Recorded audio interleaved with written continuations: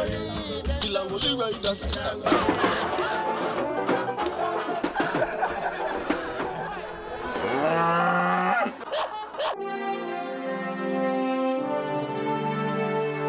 An Gully Ride is a license in St. Thomas where members of Ruby McFarlane's family have been entertaining us with stories of their life in London as they celebrate her 100th birthday. Mark Winter, who's a cab driver, has been taking us around his favorite places in London.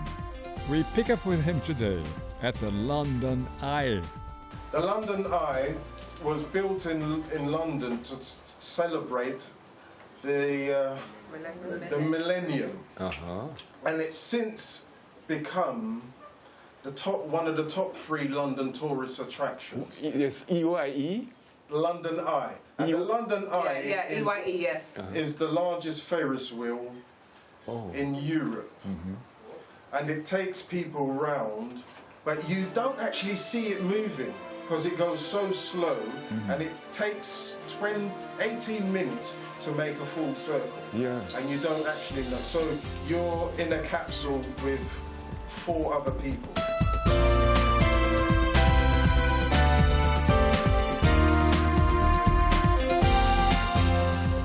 And then our most popular one after that is Madame Tussauds. Madame Tussauds is a waxworks museum. Yeah. Wherein you have famous and important personalities. A waxwork is made of their complete bodies. Yeah, wax images we made of them, huh? Yes. So, and people will go next to them and take pictures with them. So we have a lot of black ones in there, like Marcus Garvey, Bob Marley. We have Rihanna. Who is Rihanna? We've got Rihanna. Rihanna's the largest pop star probably in the world. We have Martin Luther King, the Queen, and Gandhi, Desmond Tutu. So there are a lot of prominent people from the world of politics, the film world, the music world, the sports world, and people who've done great things for people around the world. Yes. And they go in there and take the photographs beside the image. And they say, I was with this person, I was with Usain Bolt, because it looks so real. Yeah. Did you see Bolt when he was up there? No, I didn't get a chance. Didn't get a chance. He was too fast for me. Were you there for the Olympics at all? Yes. Where we live is directly opposite the Olympics Stadium. And at the time, we were very lucky. Getting tickets for the Olympics was like a lottery. You put in your name, and it's a lottery to see if you get the tickets. But we were fortunate enough to get everything that we put in for. But we had to keep quiet about it because it would have been all over the press. So we was able to go to the athletics, the boxing, the football, and the closing ceremony. Well, how come you didn't see Bolt then? He was too fast for me. No, actually, I saw him. I was at the men's 200 meters final, and he was there getting his prize from the previous day. Yeah. Because they'd done the presentations backwards. But you didn't actually see him run? Or? I didn't actually see him run. Yes, yeah. But I saw him making that famous Bolt sign. Those tickets were like hot bread at the time. What about hot bread? The tickets were like hot bread. You just, as soon as they came out, they were gone in seconds. Yeah. And people travelled from Europe all over the world to come just to watch that one race or 2 races, and it was like, travelled all that way just for a moment, because that's how long his races last. Yes, just a moment. Yes, seconds. Yeah. So they travelled from all over the world just to come and see him. Yes. And it was really difficult to get tickets for that. But you didn't get a chance to actually meet him or anything, eh? You know, he made appearances in the local communities where there was where a lot of black people are living, reside. So, but even then, it was, a fight He did like Brixton and Harlesden. I don't know if he went to Tottenham, Whitechapel, Hackney. He went to places like that where you know a lot of black people reside. So he made his presence. He was around and he went to a few of the parties and local clubs, and he was on the radio, a lot of the radio stations, especially the ones that's not the legitimate radio station. He was on those ones too. So yeah, he made himself known. He was quite. Yes, yes. You know, when the football team comes and we support the matches, we go to the football matches when the Jamaica football team comes in England. We do all that. You now, what did you do with yourself in all those years, exciting years? Me? Oh, well. You went to school and all Yeah, that. I went to school and... You gave your teachers a hard time? No, not at all. I left school and I was first doing like secretary type work, administrative type work. Then I worked for a property company. So I was selling the big properties in London, commercial properties. And then about 15 years ago, I left that when I started having my own family, and I work for the government now. I'm a probation officer. Probation officer. So I try and help all the bad boys become good boys. Any of them are West Indians?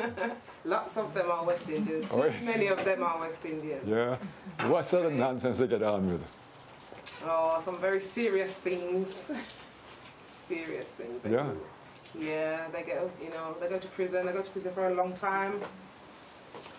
And so we try to encourage them to learn skills and study, so when they come out, they have a better future. Yes.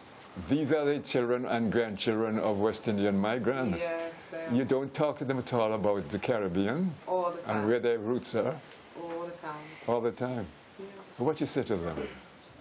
I tell them that their parents struggled for them to come here, for them to be in England and be born in England, and so, a lot of them haven't even been out of their local communities, so they don't even know what it's like to go on holiday or to even go somewhere in England. Yes. They don't know anywhere other than their neighbourhood. So when you tell them about the struggles, where their parents are coming from, they can't visualise it, they can't understand. Yes. They literally have to, you have to try and encourage them that when they're trying to make all this money on the street, or whatever they're doing to make their money, they need to spend some of it wisely by going and visiting their countries. Then they'll probably see how people live, the struggles and that. And then when they come back, they probably would be more productive. Yes. And they have a wider view of life and of things. Yeah, exactly. And who they are. And, right. So you were there when Margaret Thatcher was Prime Minister? I was. What you felt about her, the Iron Lady? I felt she was a bit stern, and I felt that she was... she really represents the party that she was leader of, which is a conservative. Yes. They're very conservative, and they're very, for their own class, their middle class society. Not for the working people. We're just regular working people who try to elevate ourselves. Yeah. That's what we are, and she doesn't really, she didn't really respond to that. No? No. She was a conservative, huh? Yeah. Okay. Keep the rich rich. That's what she was about. You are watching An Gully Ride, brought to you by the Media Technology Institute, training the best.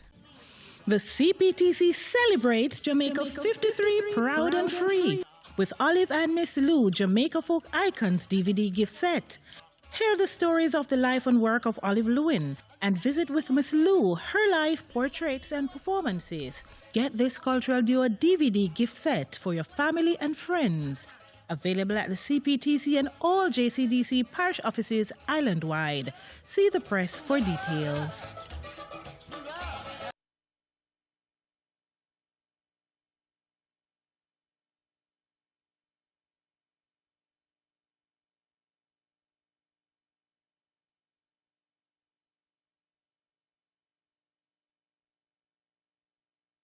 You are watching An Gully Ride, brought to you by the Media Technology Institute, training the best. You're watching An Gully Ride at License in St. Thomas, where Miss Ruby's family from the UK have come to celebrate her birthday. One of her granddaughters has been telling us about her career in the UK. You were a corrections officer. You still are? I still am. What kind of psychology you use on the young people? Apart from what you just told me a while ago. You sit down with them in a circle or what? How you get to talk to them? I do one-to-one work with them. In the prisons? In the prisons, in my office. I visit them.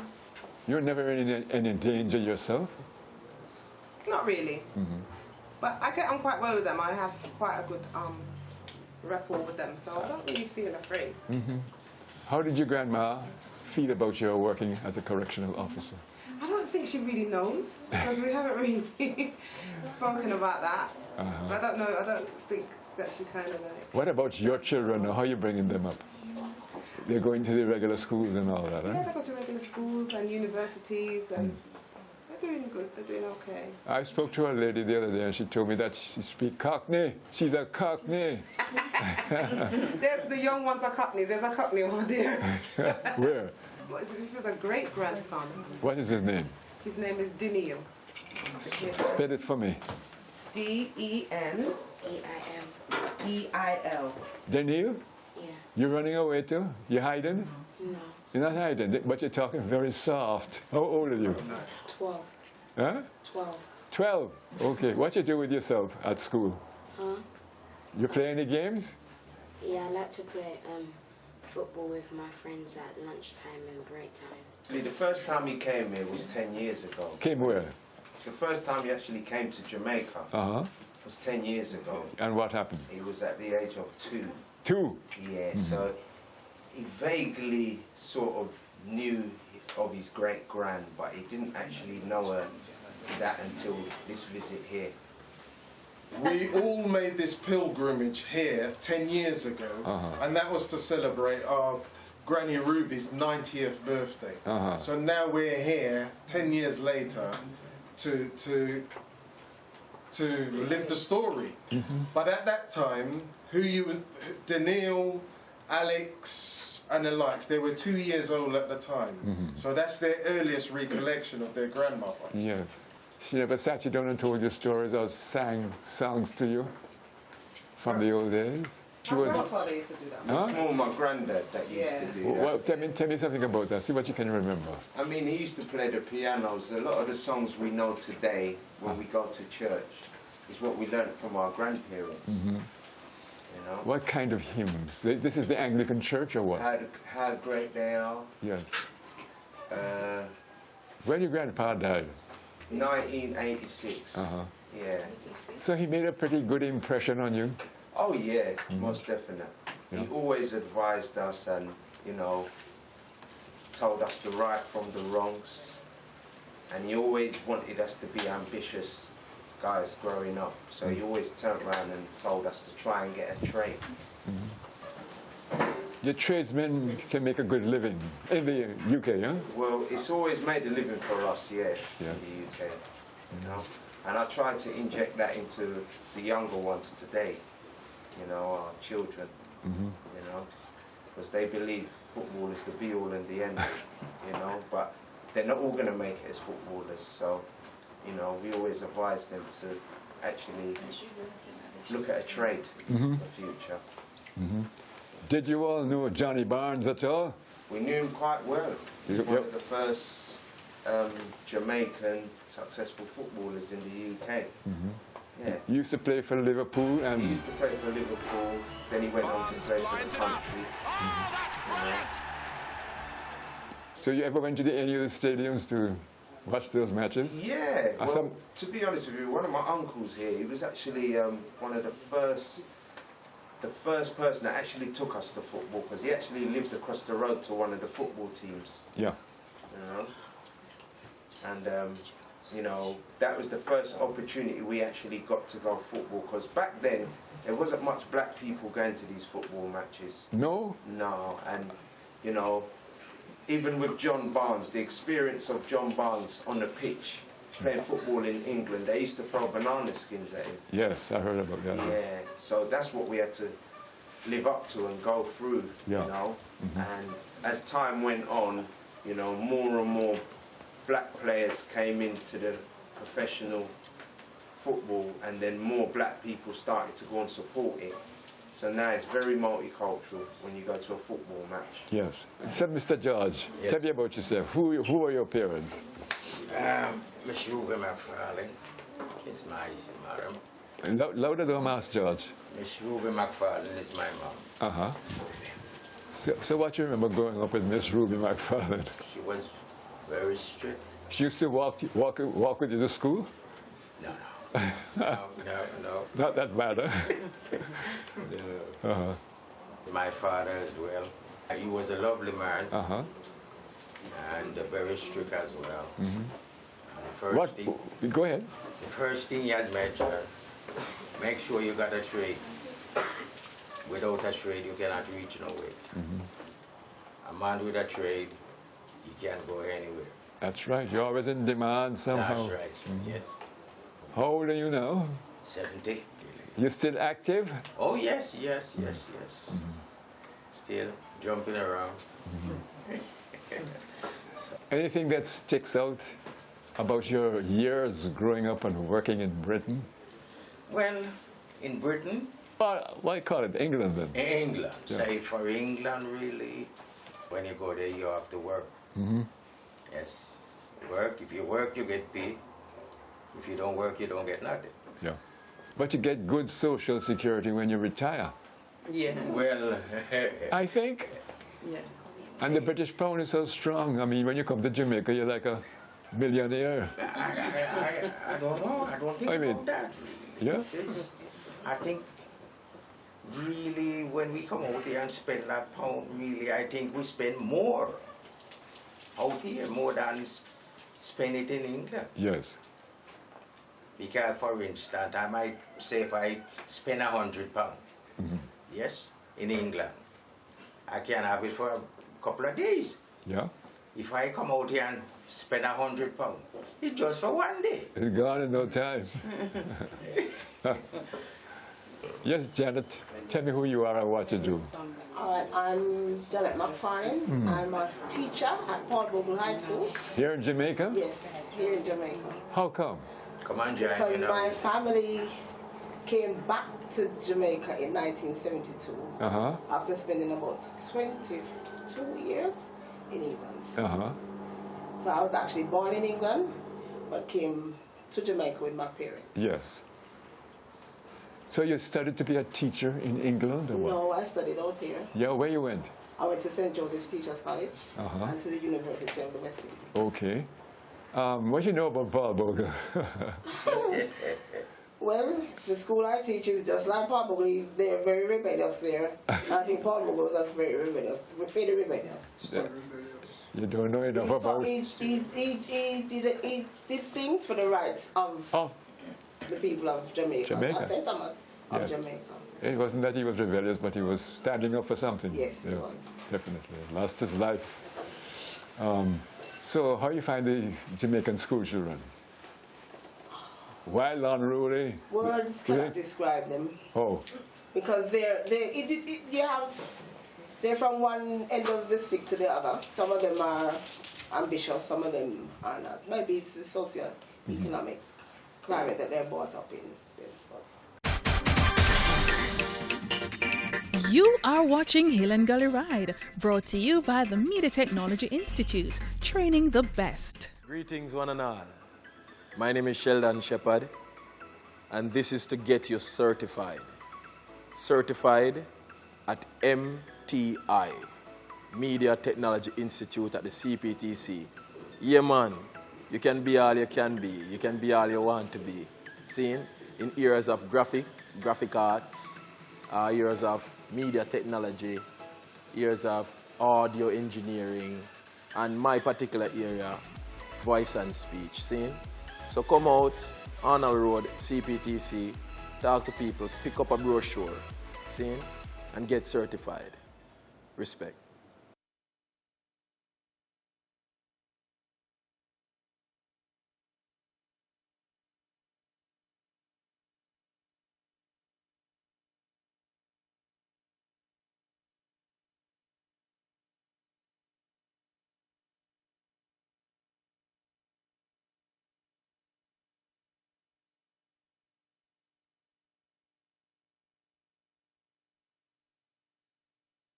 You are watching An Gully Ride, brought to you by the Media Technology Institute, training the best. We're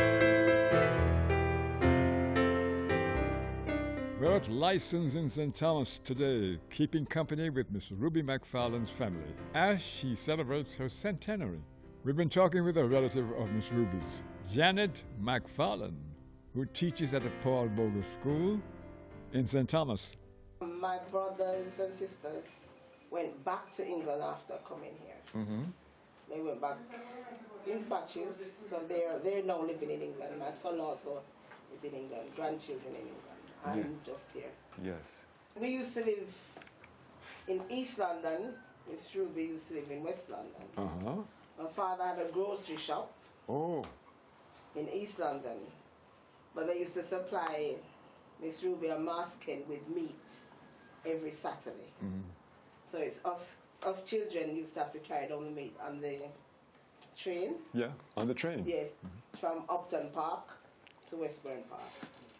What you carry the meat in? Bags, and boxes. And there was no danger of it No. spoiling? Well wrapped up and... How come nobody told me about the grocery shop? You know, there wasn't much black people that had grocery shops in England. There was very few. So knowing somebody, a member of the family that had a grocery shop was like a bonus to the family, you know. But I suppose the reason why we didn't actually alliterate on about it, because back then, you know, there wasn't much black people that owned a grocery store. So what? I mean, that shouldn't stop you from celebrating that fact. Well, do you know something? To be honest with you, it actually slipped our mind until Janet mentioned it. Yes, you know? yes. So. When we used to go to Miss Ruby, it was like to get the patties and to just enjoy ourselves. We used to have a day out. It was like a day out. So after we carried the meat down, she was always welcoming, always nice to us. She made sure we had breakfast. I remember one, no, I'm not going to tell you about the eggs. Why not? But it's about 6. Six what? Boiled eggs I ate in the morning. 6 Yes. boiled eggs? Yes. Why eat so much? I don't know. Miss Ruby just gave them to me. I just ate. And you survive? Yes, I survived. I now know I'm not to eat so much egg. But she didn't used to limit us to anything at all. Yes. It was an open house and it was very welcoming. And I remember the parties where you used to go, the Christians, everything. Parties, what you did at the parties? Dance. Chat. No man, dance man. Dance? What kind of music you danced to? All right, it was like Ska, Desmond Decker, and the Aces. It was Bob Marley, a bit of Bob Marley. What is his name? Prince Buster. Right, Prince Buster. I remember those. Jimmy Cliff? Jimmy Cliff was... Owen Gray. Alton Ellis. And it was a sound system? Yes, it was a sound system. And these were regular parties, you know. My father used to put us in the van. We were going down Miss Ruby. And we used to go down there. Understand? It was quite a journey, but he had these vehicles, so we used to go down there. George, he wanted to tell you about the early life in the London house. Yes. With Miss Ruby and the sound system. We used to play for birthday. Every grandchild used to have a birthday there. Yeah. Christening is the same thing. So, and I used to go out and play music. What you do for yourself? Well, I was a welder. I used now a welder as a trade until I retired. Oh. Yes. So at the age of 65. They didn't go to the dog racing and all that sort of thing? Well, you normally go dog racing. Funny, I've never been to horse racing. You used to go watch the dogs run? Yes, that's right. And you bet on them and all? Yeah, oh yes. Then your group of people ever through partner? Yes, that's right, partner. Yes, that's what's going on a lot there. Ruby was a banker. Who? Ruby. Miss Ruby was a banker? Yeah. For the partner situation? Yeah. Until she immigrated back to Jamaica. Yeah. She was a banker. The partner was the main helping our people in the Financing is, there. yeah. You see, once we can unite together, then that's where it is, because at certain point, the bank never used to lend you money. So that's what we used to live on, really, by the partner there, and it do helps. But sometimes we get hurt, some of us. But at certain point, a lot of us stick to the rules and regulations. Yes. And it went on good. And the partner thing would be your bank, that you could finance your operation. That's right. Yeah. So we don't have to go to the bank, you see. Yes. So, Miss Ruby was a banker, and that's where she used to get rid of all our patties, cake, pudding, and drops. Because everybody have to have a drop or a patty before they go. have to buy it? No. Free? Yes. What's you say? My goodness. It was a treat. So when you come to throw your partner money, Yes. you'd get a party A patty or drop cake or pudding. as an incentive. So it was encouraged for kids to come there at weekends. So one or two together, it was a party. Yes. So Mr. Leroy, who are you? I am Miss Ruby's grandson. Grandson. Yeah, for her daughter Iris. Uh-huh. For me, Miss Ruby was the ruler of the house in Holmead Road. Miss Ruby had her role, and her role was the home and everything that to do with the home. And Marsken was